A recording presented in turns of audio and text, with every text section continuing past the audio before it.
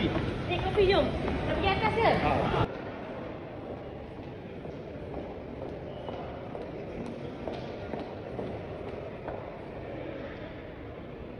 Ucapkan semua terima kasih atas pelayanan baik, atas apa yang diberi kepada kita.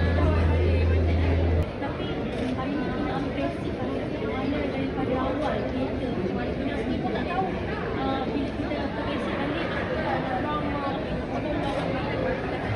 social lottery dan sebagainya.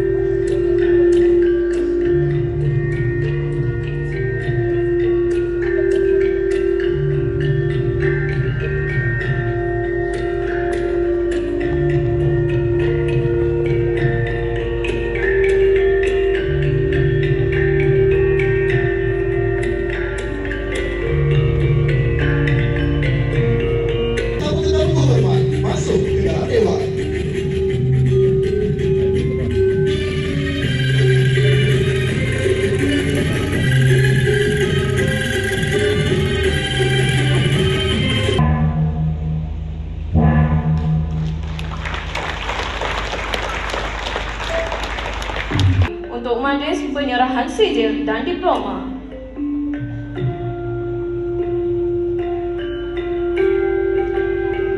Mengumumkan nama-nama bagi graduan Sijil Kemahiran Malaysia Video Produksi Filem Penggambaran.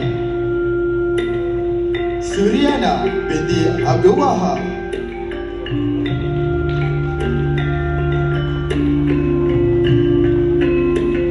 Muhammad Iqbal bin Muhammad Yunus.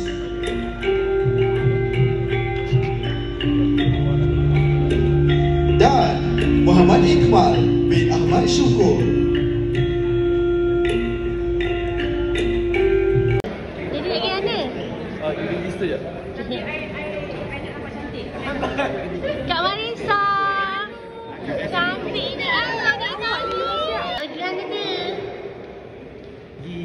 Sediman dan rakan-rakan artis yang lain kerana hari ni kita dah graduate, dah ke convocation dalam bidang sekolah pendidikan. Kita mengucapkan semua terima kasih atas pelayanan baik, atas apa yang diberi kepada kita.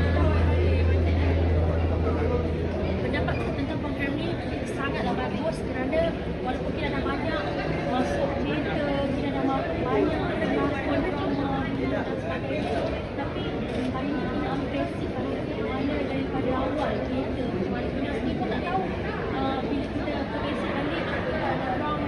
balik orang social lottery dan sebagainya. Jadi hari ni bila tahu apa itu sebenarnya teater dan insyaAllah apa yang diajarkan oleh pihak Meditech, satu hari kita boleh memberi ilmu yang kembali kepada golongan ataupun tingkatan baru industri seperti mereka kita nak belajar lakon.